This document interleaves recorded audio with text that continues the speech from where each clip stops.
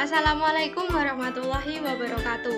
Halo semua, jumpa lagi dengan saya Nur Fauzi Ramawati dengan nomor NIM 1262052121119 dari kelas BGMI 5D dengan dosen pengampu Ibu Mahfufa MPDI. Pada video kali ini saya akan membahas praktik mengajar pembelajaran IPS MI SD Kurikulum Merdeka di kelas rendah dengan tugas membuat modul ajar IPAS MI SD kelas 3. Modul ajar memiliki dua komponen, yang pertama informasi umum dan yang kedua komponen inti. Kita bahas yang pertama informasi umum. Pada poin A ada identitas modul, penyusun Nur Fauzi Ramawati, instansi MI Anur, tahun penyusunan tahun 2023, jenjang sekolah MI, mata pelajaran ilmu pengetahuan alam dan sosial, fase atau kelas, fase B kelas 3, bab 6, aku bagian dari masyarakat. Topik A, kota atau kabupaten tempat aku tinggal. Alokasi waktu 2 jam pelajaran atau 2 kali 35 menit. Poin B, kompetensi awal. Pertama, peserta didik dapat mengetahui lambang daerahnya. Yang kedua, peserta didik dapat mengetahui di kecamatan dan kota atau kabupaten mana ia tinggal. Poin C, profil pelajar Pancasila. Pertama, mandiri, kedua, bernalar kritis, dan ketiga, bergotong royong. Poin D, sarana dan prasarana. Pertama, ruang kelas, pengaturan tempat duduk berkelompok. Yang kedua, lampu ruang kelas yang memadai. Dan yang ketiga, sumber belajar. Buku Kementerian Pendidikan, Kebudayaan, Riset dan Teknologi Republik Indonesia tahun 2021. Ilmu Pengetahuan Alam dan Sosial untuk SDMI kelas 3. Penulis Amalia Fitri dan kawan-kawan. Lembar kerja peserta didik dan peta kota atau kabupaten. Yang keempat, perlengkapan peserta didik berupa alat tulis, buku tugas, alat mewarnai, fotokopi KK, lem, gunting, kertas HVS, dan pita pengikat. Poin E, target peserta didik. Peserta didik reguler atau tipikal, umum, tidak ada kesulitan dalam mencerna dan memahami materi ajar.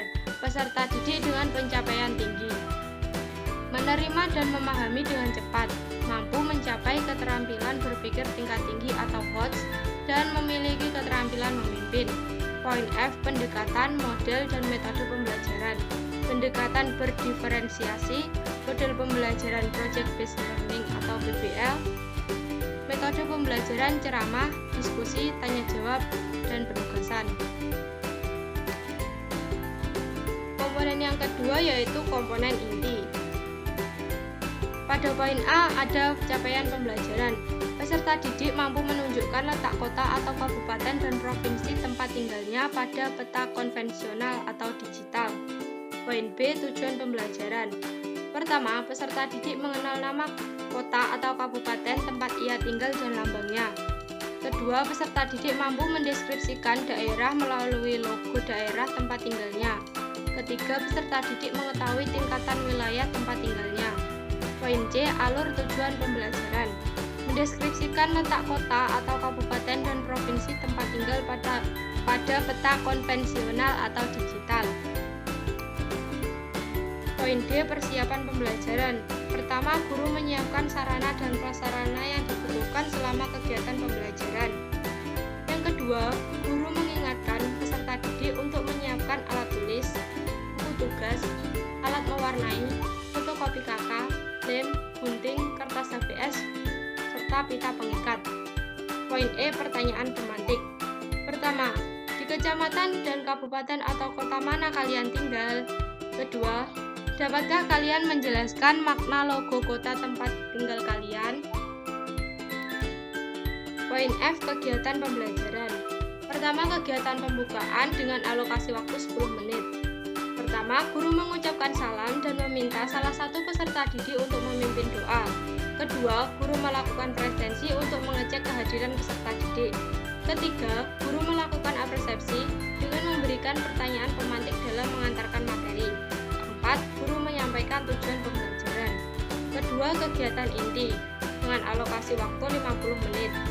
Pertama, guru mengajak peserta didik untuk mengawali pembelajaran dengan literasi membuka topik A pada buku siswa. Kedua, guru membagikan lembar berupa lambang kota atau kabupaten kepada masing-masing kelompok. Ketiga, Minta peserta didik mengamati lambang tersebut. Berikan beberapa pertanyaan seperti, gambar apa saja yang kalian lihat dari lambang itu? Warna apa saja yang ada pada lambang? Keempat, bagikan lembar kerja peserta didik. Instruksikan kepada peserta didik untuk menuliskan apa saja yang mereka lihat di lambang kota pada kolom yang sudah disediakan. Kelima, jika sudah selesai mengerjakan LKPD, kemudian ajak peserta didik untuk mengamati peta kota atau kabupaten. Pastikan peserta didik sudah mengetahui di mana alamat mereka tinggal. Kemudian, ajak peserta didik untuk melakukan permainan. Di manakah aku di peta? Dengan membuat bentuk, boleh lingkaran, persegi, atau bentuk apapun yang mereka sukai. Dengan jumlah sebanyak 4 dari bentuk yang sudah dipilih. Ukurannya dari yang terbesar hingga terkecil. Berikan instruksi kepada peserta didik bahwa bentuk terkecil akan menggambarkan RT, bentuk yang lebih besar akan menggambarkan RW, kelurahan atau desa, kecamatan, dan bentuk yang paling besar menggambarkan kota atau kabupaten. Yang ketujuh, dalam tiap bentuk yang sudah dibuat, tuliskan data yang sesuai dengan tempat tinggal kalian. Tuliskan nomor RT dan RW, serta nama kelurahan atau desa, kecamatan, dan kota atau kabupaten tempat kalian tinggal. Kalian boleh menghiasnya dengan hal-hal yang berkaitan dengan tempat tinggal kalian tersebut sesuai kreativitas kalian.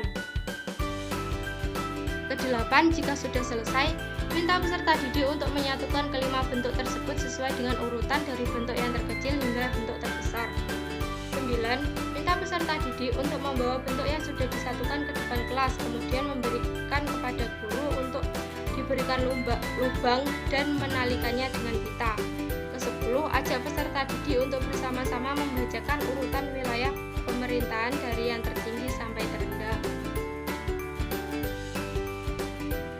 Ketiga, kegiatan penutup dengan alokasi waktu 10 menit. Yang pertama, refleksi kegiatan pembelajaran. Guru dan peserta didik menyimpulkan tentang materi yang sudah dipelajari. Refleksi peserta didik yang pertama, gambar apa saja yang ada pada lambang kota atau kabupaten kalian. Yang kedua, apa yang kalian senangi dari permainan di manakah aku di peta. Yang ketiga, apakah kalian sudah bisa mengurutkan wilayah pemerintahan dari yang tertinggi sampai yang terendah. Yang kedua, memberikan kesempatan kepada peserta didik untuk menyampaikan saran dan pendapat terkait dengan materi yang dipelajari pada hari ini. Ketiga, guru meminta salah satu peserta didik untuk memimpin doa dan diakhiri dengan salam. Poin G, asesmen atau penilaian. Pertama, penilaian pengetahuan dengan tes tertulis. Kedua, penilaian sikap dengan pengamatan selama proses pembelajaran berlangsung.